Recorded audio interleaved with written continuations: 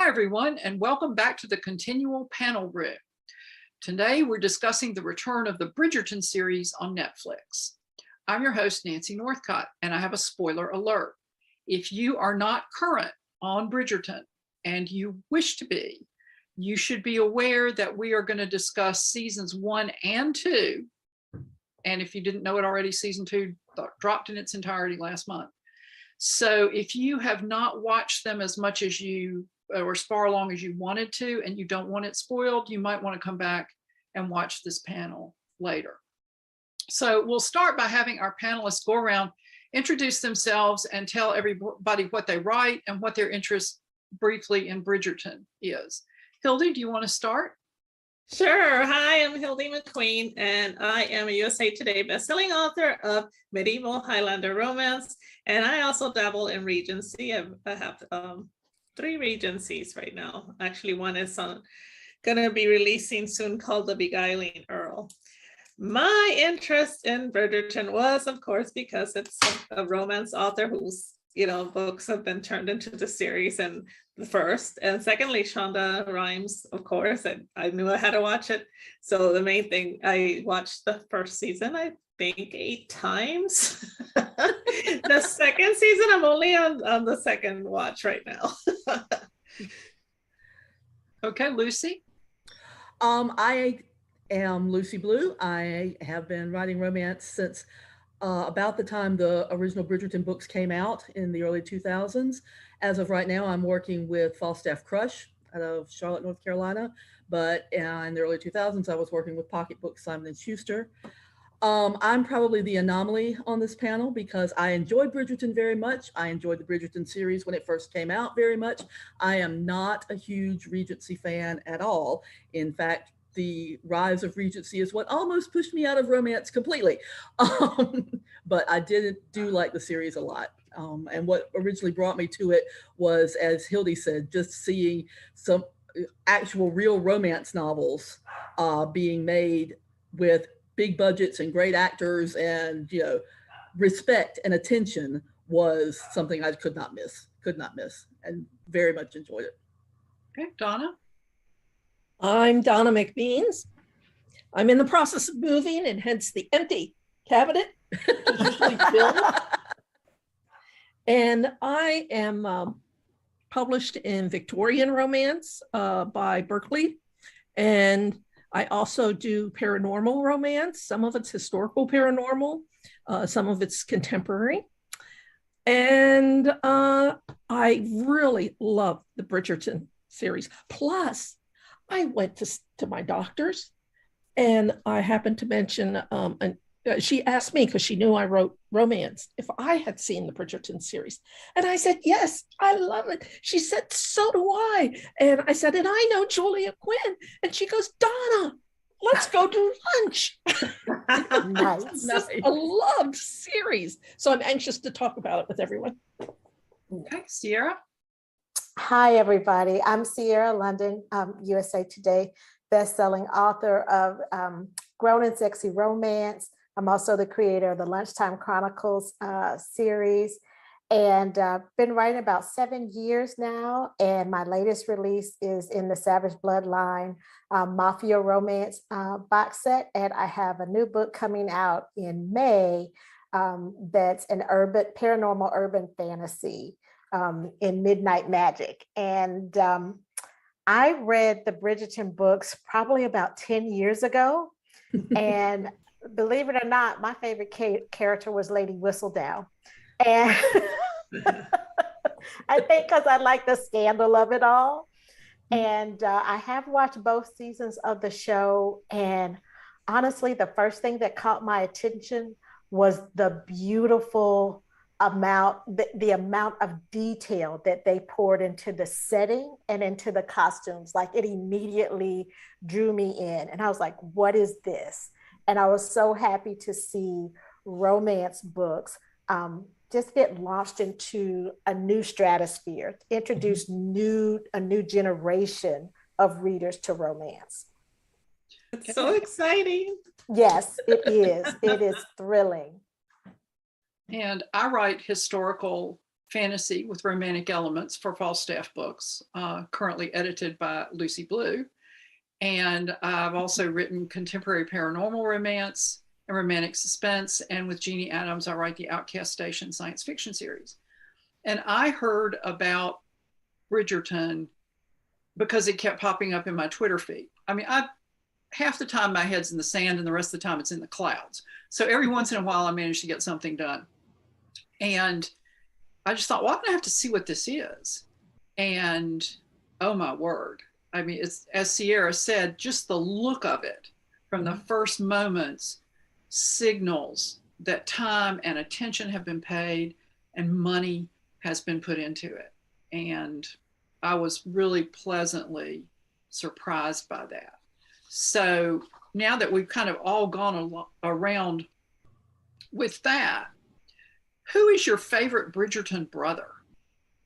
Lucy, you want to start? I think Benedict is my favorite, and Anthony is my least favorite by about 14 miles. And so therefore I am not nearly as big a fan of the second season as I am of the first. But yeah, I like Benedict. Okay, Donna. I like Benedict too. I wasn't fond of Anthony because he just seemed so controlling, but I really did like season 2, and it helped explain why why Anthony is the way that he is. Yes. And Colin just is a little bit too wimpy at the moment. He has growing up to do. So I like Benedict. Okay. He has more interests. Yeah. Okay. Well, I guess I'll take the wimpy kid. I like Colin. I like Colin when I met him because I like the passion that he brought to the page in season 1 for his love interest then. Mm-hmm. And I was hurting for him. So I enjoyed his journey in season 1. And I think that's why he just hit me right here, like that first love that doesn't quite go right. That first heartbreak, I really felt for him. So yeah, I wanted to just kind of hold him like, it'll get better, babe. It'll get better. So yeah. Okay, Hildie. Well, I am the person that loves a whole hero. So I love Anthony because he is everything that encompasses what I see as a hero. So it's somebody that needs his ego down a couple notches. He needs to be, his walls need to come down. And I just think Anthony to me is like the perfect hero, even though he was such a jerk at times and so arrogant and so controlling. But at the same time, I'm like, go boy, that's what you're supposed to be like, is you're the hero.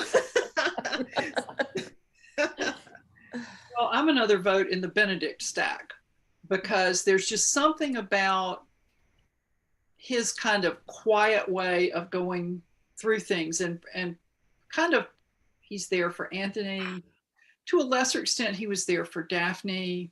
He's kind of trying to forge his own path, which was a interesting subplot in season 2 that didn't go quite like he thought it was going to go. And honestly, when we met Anthony in season 1, and our first shot was his bum while he's enjoying relations with this woman up against a tree, I'm thinking, really? So he would be, at the same time, I am a controlling older sibling, so I can sort of relate to him in that regard. And I also thought that the character bits in this season really did a lot to flesh out the family. And we'll talk about that in more depth in a little bit. So of the Bridgerton brothers, we've all picked our favorites. What about the rest of the Bridgertons? That would mean the sisters. Donnie, you want to start? Well, I liked, what's her name? Eloise? Is it? Eloise, yeah. Eloise. Yeah, I want to see what happens with her. I find her very interesting, and she's into everybody's business, which I enjoy. Anyway, so I'm anxious to see how that works out. Okay, Siera? Okay, so this is a hard question for me because of the Bridgerton ladies, it wasn't one of the sisters that appealed to me most. I guess I would have to, out of the sisters, I think I would probably have to pick Eloise as well. And I think because there's such a contemporary spin to her. And I like that independence is important to her. Like she sees the value in marriage for other ladies in the storyline, but for her, she wants something different. And I like that she's vocal about that and that she challenges kind of the status quo. So I was always interested to see what Eloise had to say about everything. Hildie? I think my favorite Bridgerton is Lady Bridgerton. Me too. But if I had to pick a sister, I think I'll go with Daphne because of her grace and elegance. I like the way that she has this quiet strength about her. Something I could never have. I am more of an Eloise, but I think that I really admire her because of her quiet strength and her devotion to the family. Okay, Lucy? I also like Daphne best. You're talking about relating to Anthony because you're an older sibling who feels responsible. That's kind of why I relate to Daphne. And also this whole notion of, this so-called perfection, which isn't, that she has, it just comes naturally to her. No, it doesn't. Of course it doesn't. How could it possibly? And she's right in the middle of her family and she loves them all very much and she'll do anything for them as they will for her. But nobody in her family really understands her until after her marriage, really. I mean, she's the incomparable, she's the diamond. No, she's a very vulnerable woman who is trying really hard to get all the facts together to protect herself and protect her family, and nobody wants to tell her anything. So, well, I also have to vote for Daphne because I had a lot of sympathy for her when her season blew up, like right off the bat. And I thought she handled it really well. And I liked the fact that when she bumped into Simon, because she wasn't watching where she was going, and he accused her of doing that to engineer a meeting, that she just flashed right back at him. And I thought, you go, girl, you tell him about it. Right. And then, of course, Anthony showed up, and this is Simon's friend's sister. So that's different. I like a lot of things about Eloise, but my problem with the character is that I think the actor is great, but she does not look 16 to me. And that throws me when she's wearing these very, very young dresses, because of course they're trying to make her look 16. For me, it doesn't work. I'm probably the odd person out there. No, but you're not. I think that I see the actress as being very self-conscious about trying to play 16. And so she's almost overplaying 16 a lot of the time. I didn't really fall in love with Eloise until the scene in the first season where her brother comes out and she's sitting in the swing smoking. And for the first time, I was like, okay, she looks like a real person for the first time. I think that the actress who plays Penn does a much better job of putting across, I'm a little girl trying to be a woman. But of course, we find out at the end of the first season, there are layers and layers and layers to Penn's costume. So, Yeah. Well, let's talk about Eloise for a minute. What's the thing that strikes you the most about Eloise's character? Siera, you want to start? Yeah, I'm gonna refer back to your last question. So what I love about the Bridgerton family, the family that Violet, Lady Bridgerton, has created, is it's an environment where her kids can be kids in the house. And I love that even though we know that they have to be somewhat controlled when they're out in society, that in the house, they can ask the things that they're curious about. And I think Violet probably does that out of the girls. I know her sister is much younger, and then you have Daphne, but out of the girls, I think Eloise is that curiosity factor in the family. Like she asks the questions that sometimes you're thinking as a reader, but sometimes that the other kids want to know too, like, yeah, I'm curious about that too. And Eloise asked the question. Mm-hmm. So I like that aspect of the Bridgerton family, and that to a certain extent, Eloise is that inner voice that sometimes you can't quiet. Sometimes she needs to be quiet. I'll acknowledge that. but she's that voice that you can't quiet. Okay. Hildie?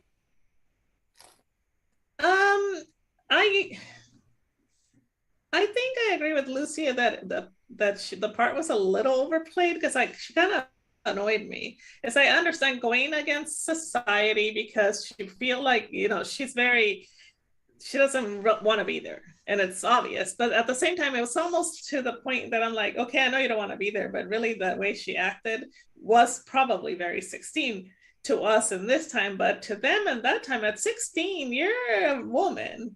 And I thought that, and I read the book, but I don't remember this part, you know, I don't know if Eloise was played as much up in book 2, but I just kind of felt like I was a little bit annoyed in the second season, because I'm like, okay, you are in your debut season and you're embarrassing your family, you know, in a way. I was annoyed, but I can also see her point of view, because she doesn't care about any of that. She doesn't want to be married. She doesn't want to be a debutante. She wants to study and, you know, the things that really she's not allowed to do. But, you know, I wondered too also, because this isn't, I forgot what year the Bridgerton takes place in, but I thought women could go to school, finishing schools maybe, but they could still learn a lot of the stuff. But maybe she wants to go to higher elevation. I am not sure. Well, didn't people have governesses who taught them a lot of things certainly at the Bridgerton's income level? Yeah, but she said something about when Benedict was going off to school, and she's like, I wish that I could go. You know, that's what she wants to do. She wants to study and do that kind of stuff. Well, I think that, I mean, you couldn't go to Oxford. There were schools for girls, but you could only go if your mom said it was okay and paid the tuition. And I don't think that that's something that Lady Bridgerton never necessarily values for her daughters, particularly by the time they're 16 years old. So I was thinking that the boys could go to school, but the girls only went for a certain number of years, and it was not the same as the boys. And she was in that period where, you know, she wouldn't, maybe she had finished her basic courses that she could attend, but education wasn't terribly valued. I don't think, especially when you're at the marrying age. Yeah. I guess right. that's the important thing. Yeah. Right. Yeah. You went to school to get that last layer of polish before you went on the marriage market. And just so that you could read and write and discuss, you know, painting, some basic kind of things. Not enough to be too smart. Right. Yeah. So you could understand your husband's opinion. So when you agreed with him, you sounded like yeah. That's it. Right. And I think she wanted to be more scholarly, which wouldn't be frowned upon. So Hildie, had you finished your summary of Eloise? Yes. Okay. I don't even know if I did a good thing, but I don't know. Next. Lucy? Now, I like the character of Eloise. I agree with Hildie that I want to root for Eloise because, you know, I'm a feminist and I can understand wanting an education. I, you know, went to grad school, and I would have been really upset if somebody had told me I had to stay home and learn how to arrange flowers and do needlepoint instead. But within her context, I mean, just like Daphne knows that if she's a scandal, it spoils everything for her younger sisters, Eloise is not stupid. She knows that too. So every time she's doing something where she says, I don't care about that, I don't care what people think, she's saying, I don't care for me and I don't care for my younger sisters. Yeah. And that seems kind of self-centered, and which it sounds like I'm slagging on her, and I'm not, because I do like her, but up to the point that we have reached in the story now with 2 seasons of the television show, I am ready for somebody to take her gently by the hand and point out to her how much her actions and reactions reflect on other people, and how, you know, she's not she's a bull in a china shop, not a bull in a china cabinet. She's creating ways for everybody. Not to say that she shouldn't, but that she should be more aware of what the consequences of what she's doing. Because like in the first season, like I love the relationship between Eloise and her brothers. She's like a pet, right? You know, she's our weirdo little sister who smokes cigarettes and has opinions and stuff like that. By the time she's made her debut, that wouldn't be so cute anymore. And if I were her, I would resent that. First of all, that my opinions and my intellectualism and whatever was dismissed as cute.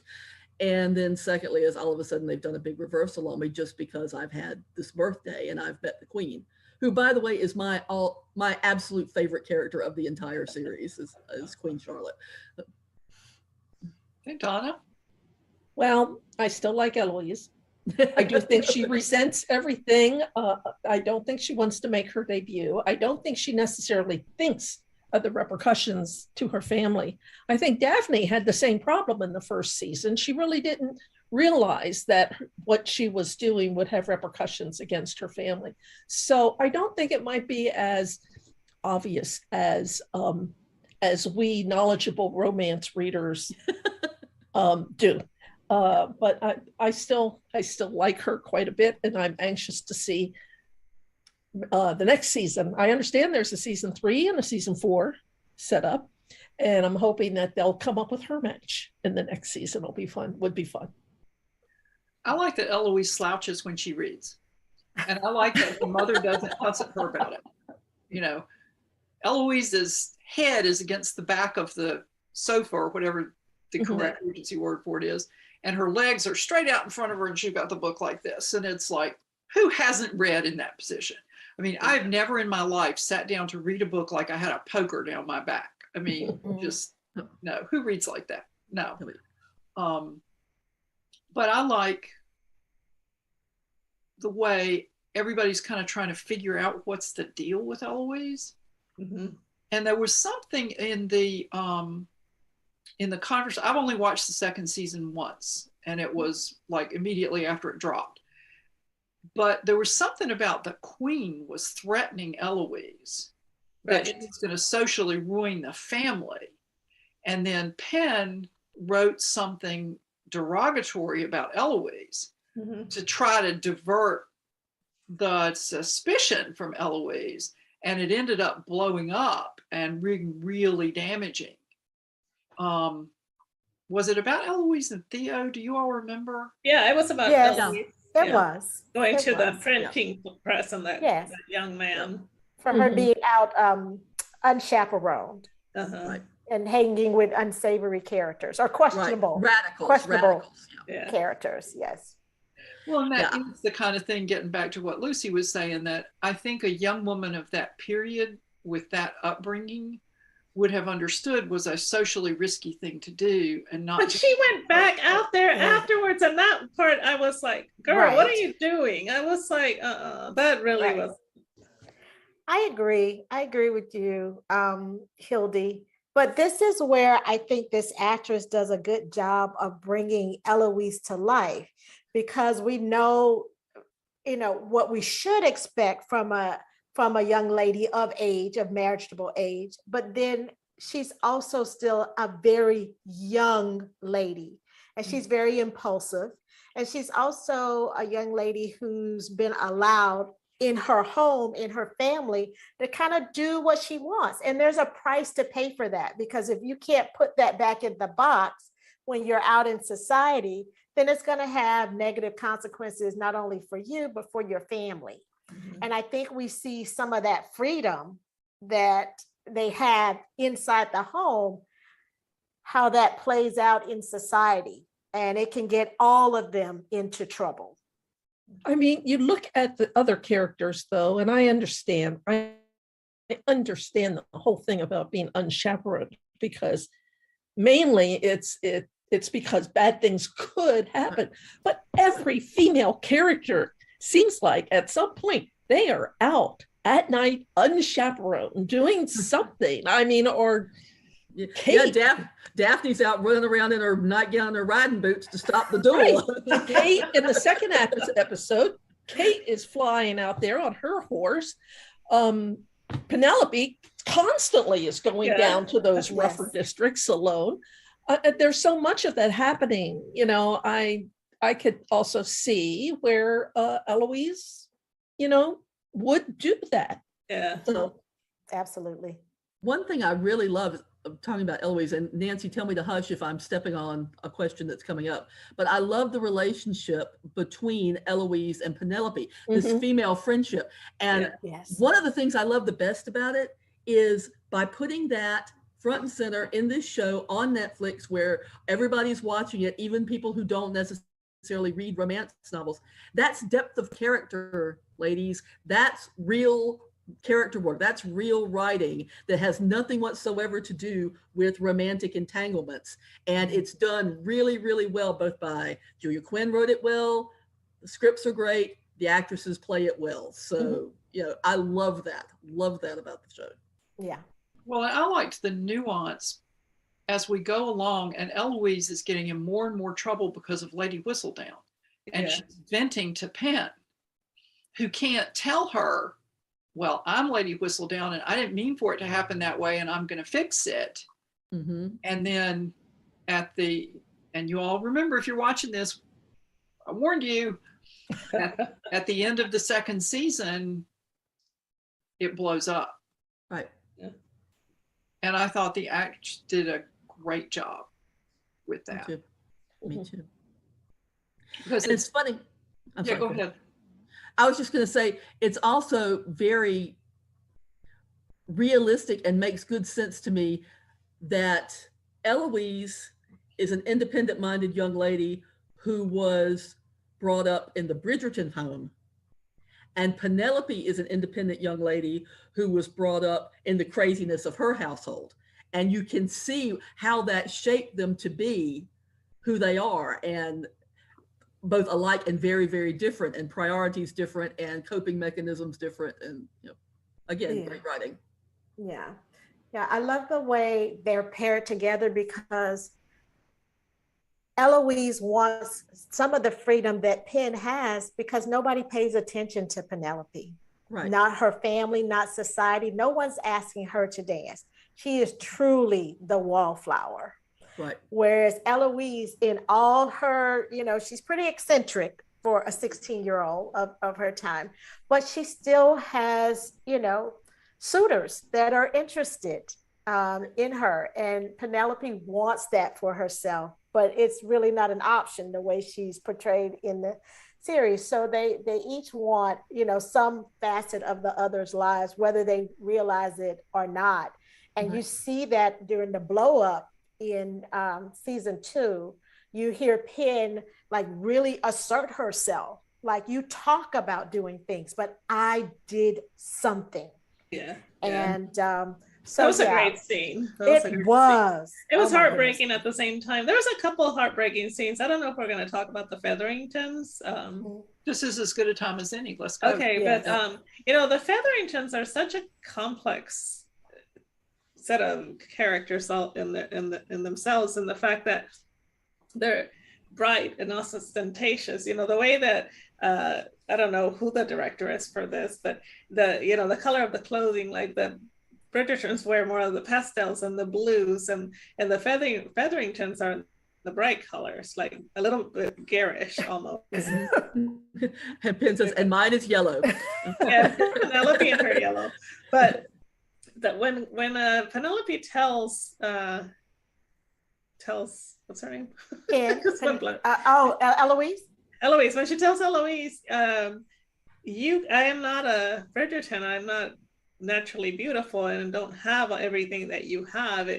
In other way, she was saying to her, you have it so much easier that if you really wanted to do what you wanted to do, you could do it in a, you know, but I did it in all my restrictions of, you know, their family is always in some kind of scandal, and you know, she's unrequited love. And the heartbreak when Colin said something and she overheard him say it, I was like, broke my heart for her. Yeah, I would never court her. Yeah. Is that what he said? He would Yeah, he told these other guys. But yeah, because Penelope doesn't have the safety net. Eloise knows that no matter how big a scandal she causes, no matter how much she screws up, her family is still going to love her. Her mother is still going to love her. She's still going to have that safety net. She's still going to have that home. Penelope does not have that security at all. Their mother indicates to them, now this may not be true, but she is constantly basically telling them with every word and action, you're living on a knife's edge. If you screw up and you are not an asset to the family, you're out. Yeah. One thing I will say about Lady Featherington, though, especially in season 2, when they're literally on the brink of ruin, all of them, and she has to stand up to the new, I think, Lord Featherington, and she's like, I have these 2 girls. Like, and I have to make sure that they're okay. Like, I was so proud of her in that moment, because you see her being so selfish, and you're like, all these personal motives and agendas she has going on. But when the rubber meets the road, she loves her kids. She's like, I am a mother first. And in that, I have a responsibility to make sure these 2 girls with this awful orange and yellow on, like that they are okay. One of them I really worry about. Penelope's sister, I'm really worried about her. Oh, it's a Philippa that's really ditzy. Yeah. Oh, she is. Oh my goodness. I liked the way Lady Featherington's little scheme for making sure that the money stayed in the family totally backfired. I thought that was an interesting plot twist, and it kind of launched things in another direction. And I was really rooting for her there at the end too. And I will say, I want that dress she had on. I would cut it to nothing, but I want that dress. So, I will say that she is probably one of the most attractive actors on that cast. She's a beautiful lady. Yeah, she is beautiful. And she's been around doing period dramas for years and years and years. There's a movie called Restoration with Robert Downey Jr. that she's the love interest in that. And very, very, very beautiful. But yeah, I have a friend who described Lady Featherington as Mrs. Bennet with the mind of Dr. Evil. Oh my gosh, yes. Yes. But it was call her ladies. My ladies. In season 1, it was interesting the way Lord Featherington was clearly hiding something from his family. And she knew something was off, but she couldn't really quite get to it until, wasn't it right before he died that she found out? Yeah. At which point he collapses in her arms and says, I don't know what to do. I don't know what to do. Like, she's supposed to figure it out. She's everybody's mama. That's what we're talking about her as the mother. The wonderful conversation that she has with, is it Marina, where she says, how did you manage this many years of marriage without love? She says, you find little things to love and big things like your babies. And that's a very telling statement that carries through her character moving forward. And they are, they're a nice counterpoint to the Bridgertons. And one of the things that I liked about season 2 was that we got a more in-depth character look at Lady Featherington, at Violet Bridgerton, at Antony and Daphne, and at Penn and Eloise. And it didn't feel like it had been crammed in. It didn't feel like they interrupted the forward progression of the arc to give us this. It was just worked in, which was getting back to what I think it was Lucy who was saying about the scripts and how really amazing writing. Also, I think one other character in the series 1 and 2 that blossomed for me, it was the setting. So beautiful. And it's almost to the point of overdone, but right at the point where your eyes are just, it's a treat for the eyes. So the scenery and the flowers and the everything. And I think Siera, you said the costumes, just everything, the way they make it, it's almost like everybody dresses, and then the setting is another character that just brings it together. Yes. I have a question for all you that know you know the Bridgerton series much better than I do, but watching it on Netflix. Now I understand. I did see season 2 where they explain the whole thing about the father dying from a bee sting, but there is a bee in season 1 that they constantly kind of have a bee flitting through the series on the flowers here, on the collar of Anthony's jacket. Yeah, it's on different things. It's hidden in different costumes too. Yeah. There's a bunch of Easter eggs, because I think there was a bee in almost every Bridgerton at one point, and I haven't found them all, but there's supposed to be bees. Well, I was just wondering what the significance of it was. The death of that is, Yes.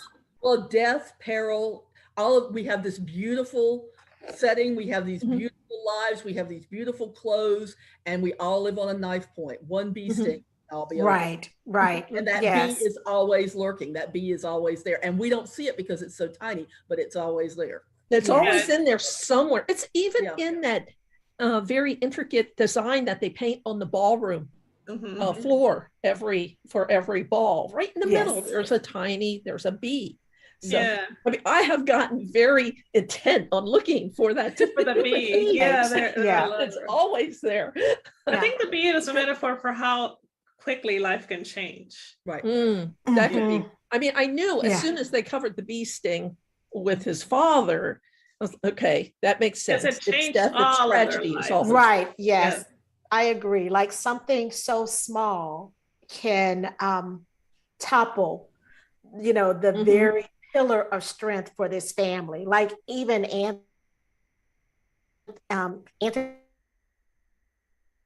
mentions it in Snow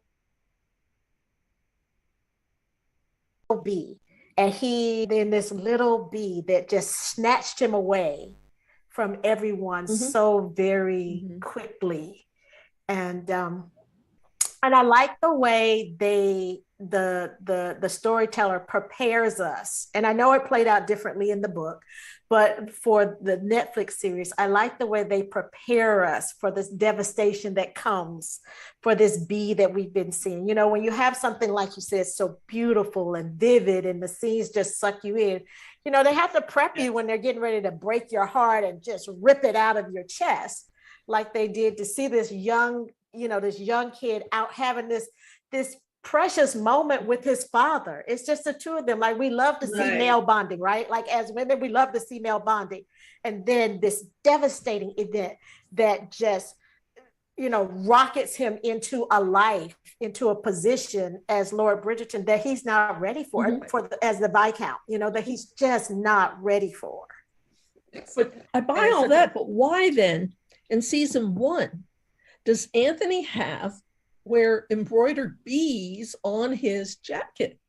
I would think that he would have just torn that whole thing off and refused to wear it. I think it was for the viewer. I don't think it was for the character at all. I really don't think either that or it's a Hot Topic thing. Okay, that was just it's just when I realized that's what was there. I thought, why would he have a bee? There's got to be something I'm missing here.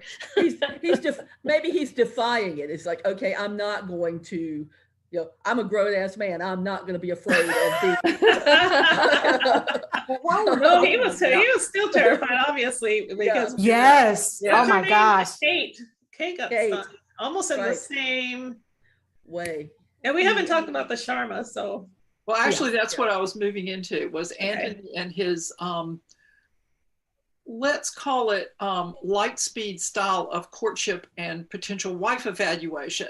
And the Sharma. I mean, one of my favorite scenes was when he's in the carriage and, he dances with people. He asks them a series of questions, bang, bang, bang. If he doesn't like the answers, they're out of his little book and he's on to the next one. Dude, really? My husband loved that part.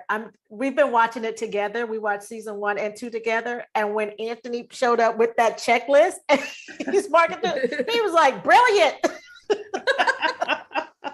Only a man would think that. I was as he's questioning these girls, I'm like, oh, she would be nice. Oh, he's crossing her out. I know. That's right. God. In today's world, Anthony would work in HR. But he danced with Edwina. And he asked her maybe 4 questions. And, you know, I liked her answers too. I could see why he liked them.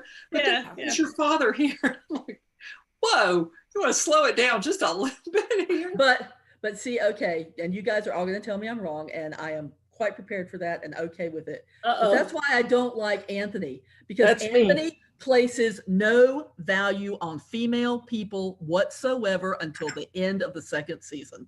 Mhm. Even his own mother, he assumes they're all dunderheads and one is as good as another as long as they can fulfill the right roles. Mhm.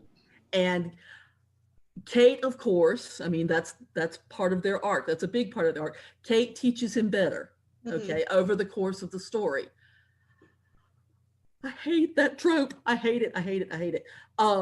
Because Enemies to lovers, or enemies to lovers is fine. Enemies, to me, that goes beyond. And if you don't think of me as a human being of value, we're not even enemies, you know. And so therefore, that's too much of a bend for me to make, to see the good in you. Okay. I think it was a matter of the times and of breeding and society. Oh yeah, people put up with it. Yeah, but I also agree with you that he was like, I think those men there, they just saw women as ends to a means to an end, because women are for making connections and uniting with certain families and for having children, and they were to be these objects that were going to make them look good, like an accessory. Yeah, absolutely. I will say that what's her name, Edwina, well, she was good. I mean, what I didn't understand about the whole arc of Edwina was that she didn't end up with a suitor. Well, in some ways, I mean, I feel like at the end, the queen says, I have a nephew and he's a prince. So though we did not see it on screen, I'm almost sure that Edwina got her man. Amen. And I'm all about it. I think that's wonderful. I am very, I vote yes for that. Yeah. I'm thinking that might turn up as a subplot next season, because I hope so. The prince that Daphne kind of flicked off, you know. Right. Yes. But it was so nice. One of the scenes that I thought was the best in the 2nd season was right after Antony's father has died, and his mother is in labor and it's not going well and she's having a hard time, and the doctor wants Antony to make a decision, and he's like, but the decision, and then when the doctor they explain it to him, he's just, you can see on Jonathan Bailey's face, I can't do that. Yeah. So I just and he did say let her make the decision. Yeah, he did. Yeah. And I just thought that was a really telling scene about Antony, and I thought that the actor just did it brilliantly. Oh yeah, he's really, really good. Okay. Yes, I agree with you. I loved it. Yeah, but I think with Edwina, her arc seemed to be a dose of reality, because she wanted to believe Antony was in love with her, and he certainly did everything to make her think that. Yeah. And then at the end, it's like, I need to figure out what I want, and not rely on what all these other people want for me. So as much as I wanted her to get her happily ever after, I thought she was in love with Antony. If she turns around and falls in love with somebody else like right away, it kind of undercuts that I'm learning who I am arc. See, I thought Edwina was just a little too naive at the beginning of the season 2, and just, she was giving the perfect answers that didn't really have an opinion. She had no passion about anything that she talked about. And yet she believed that Anthony loved her. Anthony, I mean, what did she have to believe that he loved? He danced with her. There just wasn't anything there to hold on to. And I'm surprised Anthony doesn't recognize that he has a greater attraction to Kate. Well, I think, so I feel like he recognized it, but I think what Anthony was looking for was a woman who was as dedicated to her duties as he was to his. And I think Edwina, like you said, she did have really good answers. And he was like, we could have a good partnership. I don't know if he was really thinking about we can have a great marriage in the intimate connection part of it. But as far as being good partners, in that I know you will be dutiful to your role and I will be dutiful to mine. Yes, and that's what I can promise you.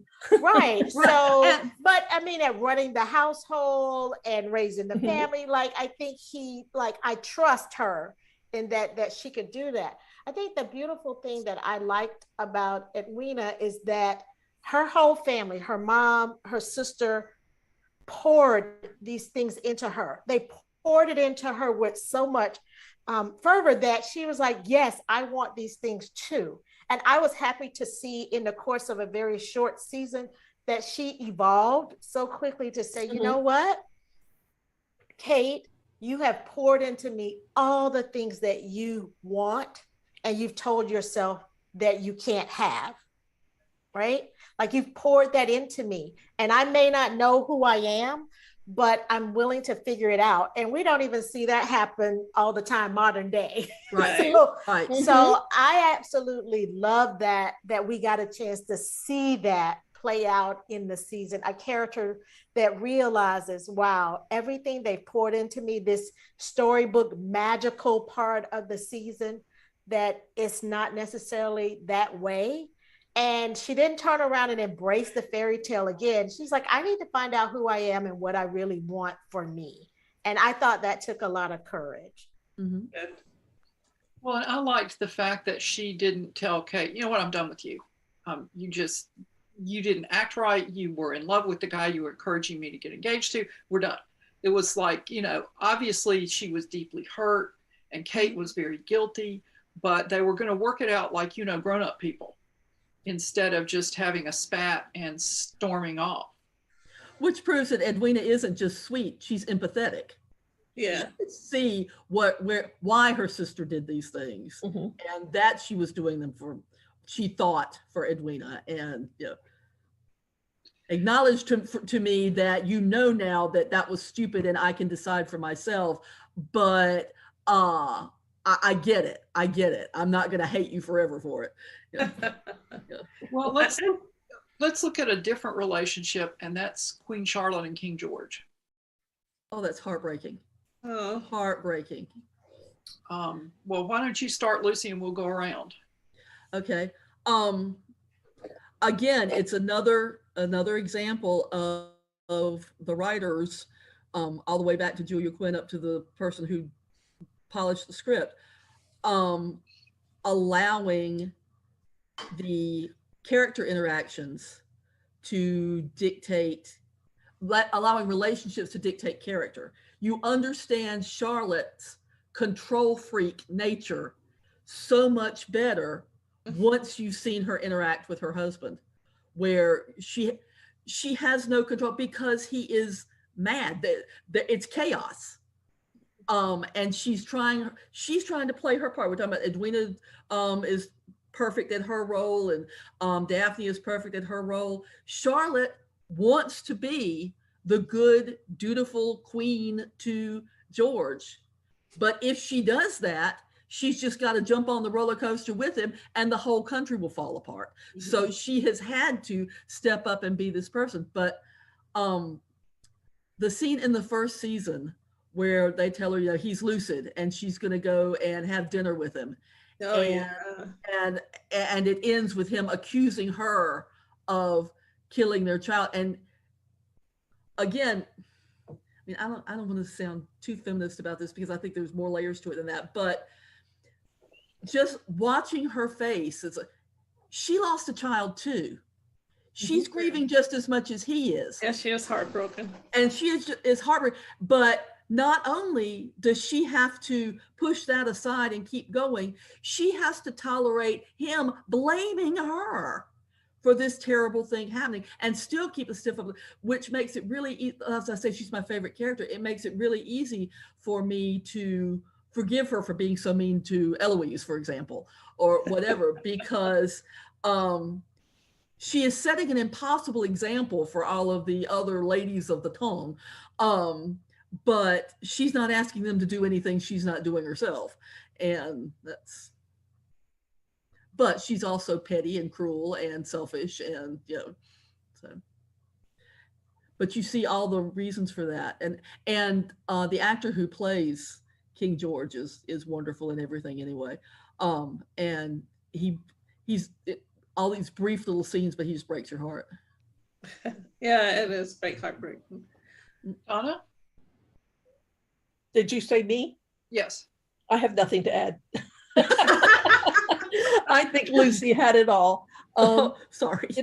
It's a sad truism, a sad relationship, but I think you covered all the things and the reasons why she has to behave the way she does. But I'm glad they do show George on the stage in the 2 episodes and her relationship with him. It seems like most Regencies that I have read, it's assumed, or it's just mentioned once, that George was kind of crazy, and therefore, a lot of the rules were off, and you could do a lot of things, in that period and get away with them because George was the regent, was just not there. But I think it's good that they have that relationship, or that they show bits and pieces of the relationship, but there's not enough for me to really build a really strong arguable opinion about it. Okay, Siera? Let's talk about the Duke of Hastings. So I love that when the king, when he does come on screen, when he makes his cameo appearances, I love that the queen, who is so put together, who is so vocal in what she wants, that she is speechless. Just seeing him that way, it just kind of takes her breath away. And you can see this love and concern that she has for him. Like, she wants to protect him as well as protect the kingdom. Even in season 2, like she says, let's make sure, like, we make sure that the guests don't stumble into his wing and where he is. And I love that when he stumbles onto the scene and you have all these ladies here. You have Lady Danbury, who I absolutely love, the queen, Violet, Lady Bridgerton, Edwina, and the rest of the family. And the king comes out, and again, she is struck speechless. Like, she, who knows how to handle herself in every situation, she's paralyzed. And it's Edwina that comes to her rescue. And she is, like you said, Lucy, she's empathetic, and she walks the king down a memory that he's reliving. And that's being ready for his bride. Like, I have to be there for my bride. And Edwina makes this a beautiful moment for the both of them, for him and for the queen. And I knew, like, Edwina won me over right there. Once again, I was like, Team Edwina, I'm in her corner. But I love the way that she gave them this memory back in the midst of all this heartache and heartbreak. Hildie? Well, Siera took my answer. Because I was sitting there going, yes. I don't know. I like I said, it was a heartbreaking to watch, but it also helps you know, like Lucy said, why she was the way she was, because that's one thing she could control was people, and that gave her a little bit of, sense of control in her life. Well, and I noticed this last time. I didn't notice it last season, but she still wears what we would call Georgian fashions. She hasn't updated to the empire waist and the looser hair. Honestly, I don't know how that actress walks around in those wigs. I hope they're hollow inside for the sake of her neck. But her costuming is still very much what it would have been when she and George got married, rather than what's trendy now. You're right. Yeah. Right. I never thought about that, but you're absolutely right. Yeah. So I think that's sort of like, they don't tell us why, they don't even remark upon it, but I'm wondering if it's because when he does snap to, that's familiar to him, whereas the newer styles are not. Oh, I wonder. That's like a, That's a beautiful point. Like that's something beautiful to share between a husband and a wife. Like Yeah. I love that you brought that point up because it's something that a wife who loves her husband would do. Like Mhm. when he is lucid, you want him to remember that girl that he married. Mhm. I love that. I think that's a good. I hadn't about that. That's I think you're right, beautiful. Nancy. I thought that she had those costumes mainly to say, "I am the queen. Look at me." You know, she stands out in the crowd. Definitely. But I think you're right. I think that would be the reason. That would make sense why she dresses the way she does. Yeah. Well, maybe at some point they'll tell us what the reason is. But, we're coming up on time, and there is one character, possibly the wiliest character in the whole cast that we haven't discussed at all, and that's Lady Danbury. Who was it earlier who said she really liked Lady Danbury? Yeah, I like her too. Sierra, you want to start? Tell us what you like about her. Oh my gosh. Oh my gosh. There is so much. First of all, if I had to be a dowager, I want to be Lady Danbury. She looks fierce. When she walks on the scene, even with her cane, she looks commanding. And she's not the queen, but she carries herself like she's running the whole country. Mm-hmm. I love that. I love that she's so knowledgeable. And though she could impress her will upon a lot of people, she gives them the opportunity to kind of work through their own issues.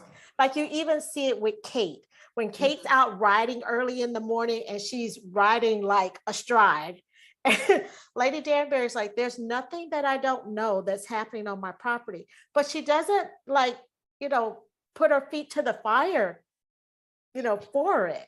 She kind of lets folks figure their way out. And we saw the same thing play out with the Duke. I think somebody mentioned the Duke of Hastings.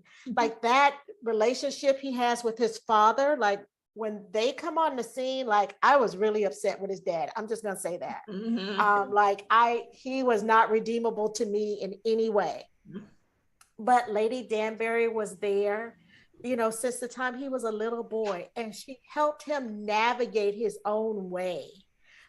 With Daphne. And I love that about her character. Like she's not so intrusive, though she can be. She's very knowledgeable, but she's that guiding voice, that guiding figure. And I love that about her. Plus she looks fierce in everything she wears. So that's a plus. Hildie? I love the interaction of Lady Danbury with Lady Bridgerton.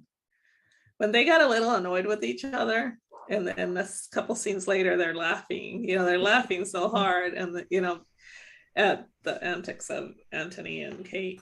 But at the same time, I think that she is like a almost like the glue that holds a lot of things together. In her, she's so strong, but at the same time, she seems to like be so understanding, and she can just look at something and she knows what's going on. You can tell just by her expression. What an amazing actress, because you can tell what she's thinking by her looks. And I really love that. I like the way that she sets the Duke straight. The Duke of Hastings with one look, and he's like, I will be there. Because, and he's like, oh, I'm not gonna come in. She just looks at him and he's like, okay, I'll be there. And the same thing with I think she made her match a little bit with Kate, because Kate is so headstrong. At one point I was like, girl, you need to be a little bit tone it down when you speak to her. But Lady Danbury, of course, set her straight. But I love her character. It's amazing. Lucy? The thing I love the best about her, everything everybody else has said, she's smart, she's beautiful, she's commanding, she's knowledgeable, and she uses all of her powers for good. You never see a single scene where Lady Danbury is screwing somebody else over for her own benefit. She is continually trying to make things better for everybody else, and I just love that. I just love her. Okay. Donna? I like the scene where she has the party that all the married ladies can attend. Oh, yeah. Had to be married to go. And they're gambling and they're drinking and they're smoking. I like that.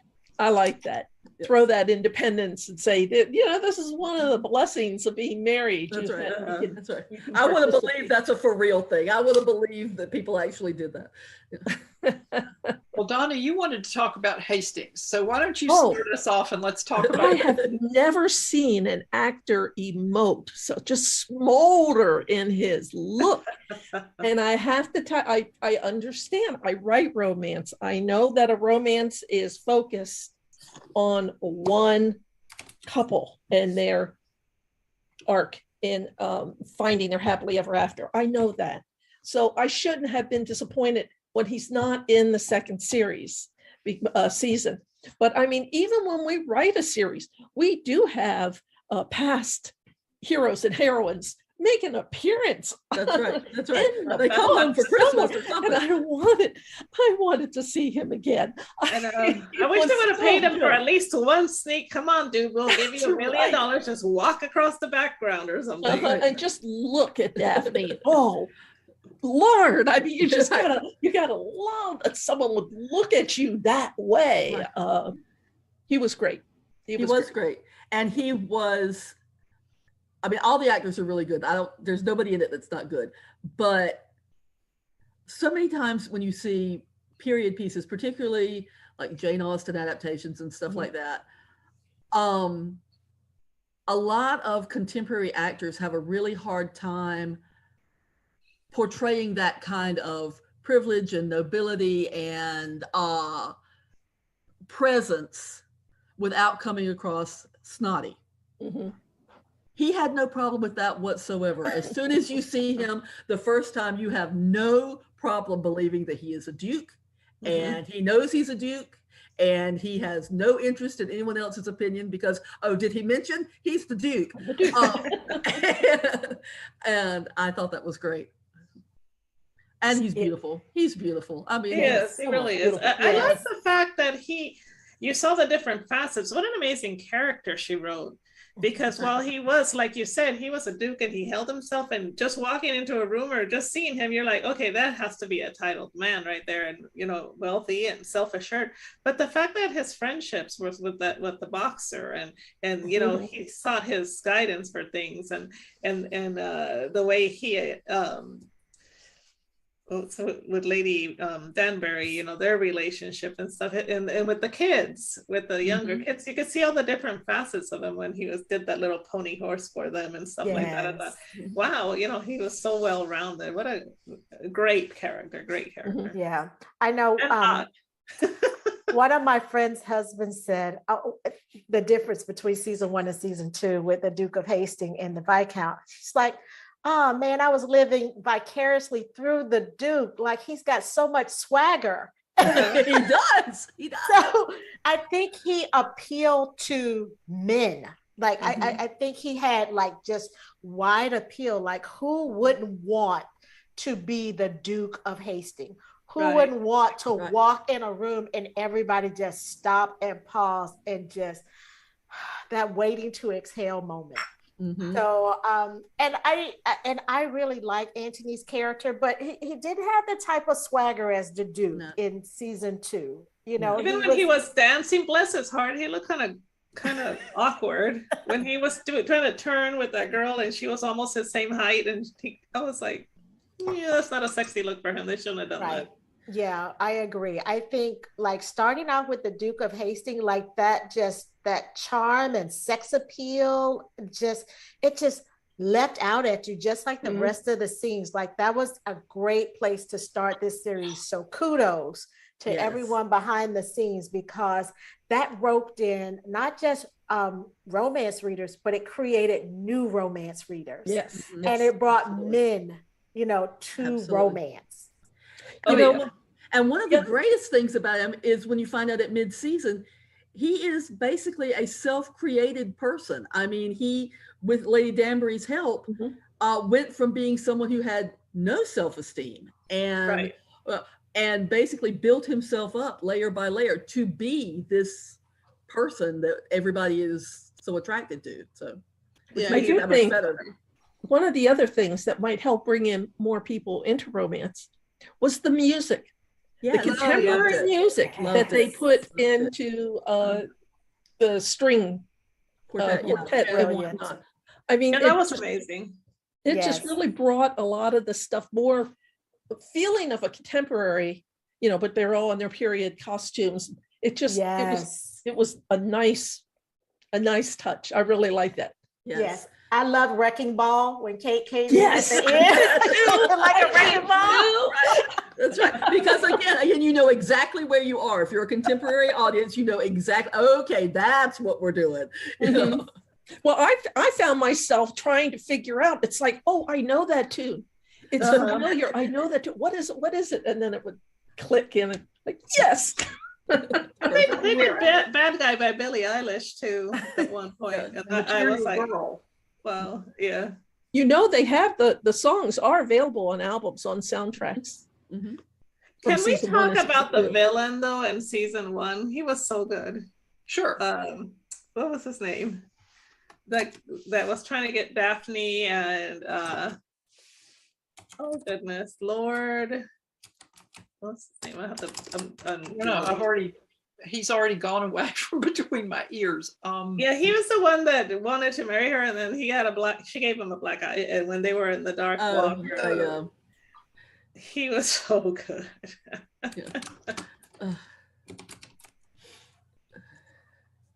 Anybody else want to make a point about him or comment on? Nigel was his first name. I forgot his name. Yeah. We're like, nah. never a hero name. Yeah, no, Yeah. I actually like the guy who Anthony set up to distract Kate at the races. Like, he totally was fumbled nice. it, but he really did like her. Like at the Yeah. end, and they end up like falling in the water. I was like, oh, like he really does like her. Like he could be like a good guy for her, even though she fell for someone else. Like I thought he had the cutest role. I would love to see him get a happy ending. Yeah. Maybe Also, he'll the come guy- back. The one that was courting Edwina too, the young boy, he was really a good character as well. And the prince in the first season. I mean, I love the prince. because Yeah. I mean, anytime a blonde, blue-eyed prince with a German accent walks on the scene, you go, oh God, here we go. And in fact, he completely annihilates that expectation because he's a great guy. Yeah, I loved him. He was a good character. Well, we are actually at time. Okay. So let's go around and everybody tell the viewers where they can find information about you or your books, your social media links, any releases you want to highlight. Hildie, you want to start? Sure. Well, you can find me on Facebook. I'm on there every day. So you can see the different cup that I'm drinking my tea out of every morning, and it never looks this elegant. They're usually mugs. So every morning on Facebook, I do post my cup of the day. I am on Instagram, and it's Hildie McQueen author, and look me up on Amazon. My whole catalog is on Amazon. And my latest release is called The Stag, and it is book 5 of the Clan Ross for the Hebrides series, and that is medieval Highlander romance. Okay, Lucy?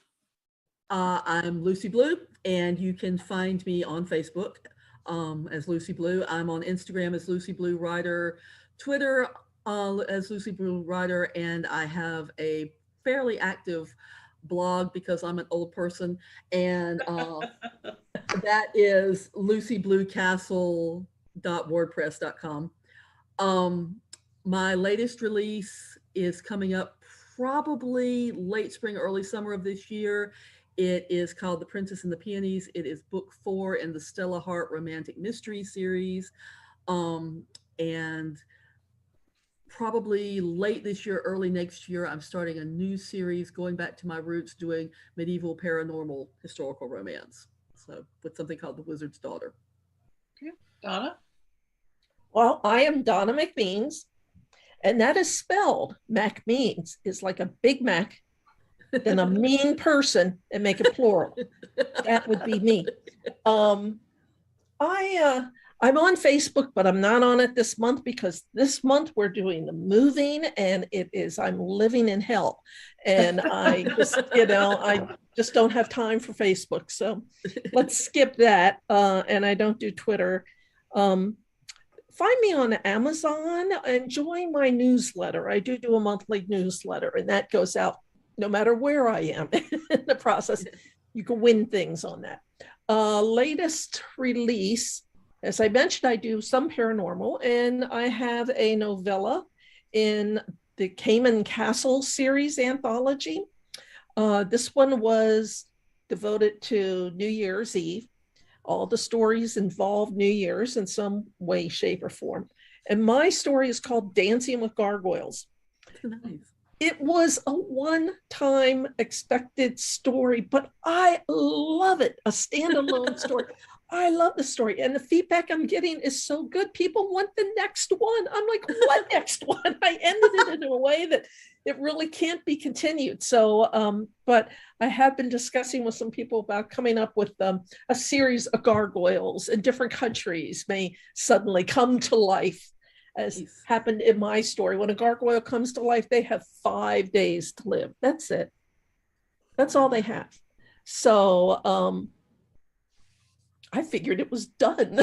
But it's fun. Check it out. It's called Ringing the New at Cayman Castle. Siera? Yeah, so yep, I'm Siera London, and you can find me on my website, sieralondonauthor.com. Follow me on TikTok at author Siera London. I am on Facebook. I try to pop by my reader group every day, and that's the Siera London Starlets. And if you want to get a feel for what I write, check out my series, The Bachelors of Shell Cove. Start with book 1, Chasing Ava. And then I have an upcoming release that's on pre-order now. It's in the Midnight Magic box set. And my story is called Luna, and she is an earth elemental. So she is a huntress. Yeah. And you can find me here at ConTinual or on my website, nancynorthcott.com, which is currently, my old website is falling apart. So my webmaster is trying to hold it together until he can get the new website ready to launch. But there is a newsletter sign-up block on the front page, and you can sign up for my newsletter, and there's information on there about my various books. Social media, I spend more time on Twitter than is probably good for me, and I'm at Nancy Northcott on Twitter. My most recent release is the first 3 books of the Light Mage Wars Contemporary Paranormal Romances, which featured ghouls and demons fighting mages. The mages are the good guys in southern Georgia. And my most recent historical release is last year's The Steel Rose, which is set in the 100 days between Napoleon's escape from Elba and the Battle of Waterloo. It's historical fantasy with strong romantic elements, and it was edited by Lucy Blue, to whom I'm. Oh, that's wonderful. And so I guess that's it. Thank you all for joining us. Thank you to the panelists for participating in this discussion. And there'll always be more romance here on ConTinual. Good night.